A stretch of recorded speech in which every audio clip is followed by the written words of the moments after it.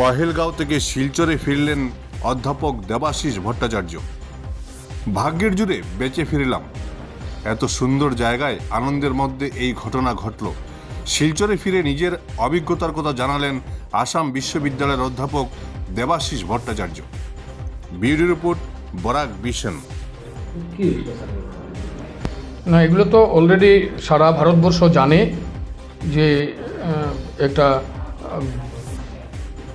Mini Switzerland বলে খ্যাত পেহেলগামের বৈশারণ ভ্যালিতে প্রায় 500 ট্যুরিস্ট যেখানে ছিলেন, সেইখানে একটা সন্ত্রাসবাদী হামলা হয়েছে।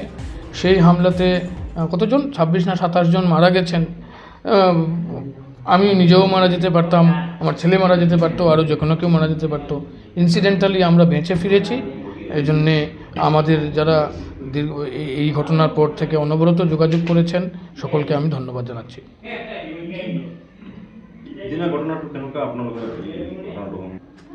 প্লেস অফ অকারেন্সে ছিলাম, মানুষ আনন্দ করছিল, একটা সুন্দর জায়গাতে গেছে, কেউ ছবি উঠছে, কেউ কিছু খাচ্ছিল, যে যার মতো করে।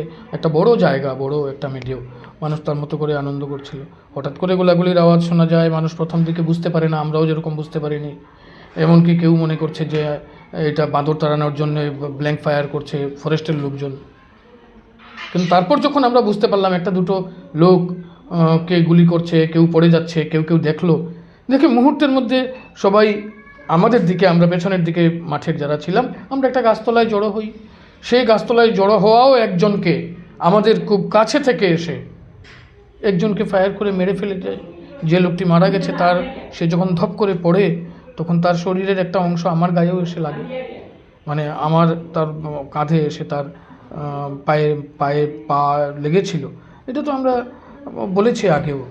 তারপর যাই হোক, আমি একটা সময় ওইখান থেকে যখন এই আমাদের কাছে থাকা এক্সট্রিমিস্টটা দূরে যায়, একটু দূরে সরে অন্যদিকে যেতে শুরু করে, একটা ডিস্টেন্স যখন তৈরি হয় 20 মিটারের মতো, এখানকার সবাই উঠে আমরা সোজা পেছনকার দেয়ালে আমরা ক্রস করার চেষ্টা করলাম।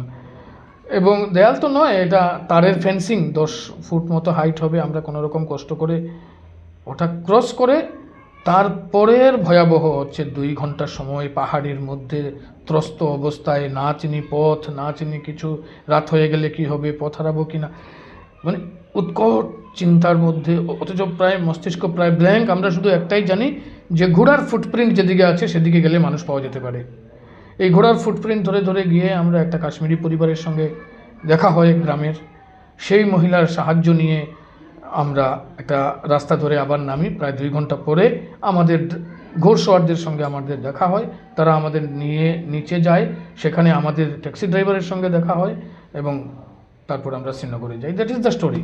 স্যার, আপনাকে যখন বন্দুক ধরছিল, আপনাকে ছেড়ে দিল, মানে কী কারণে ছেড়ে দিল?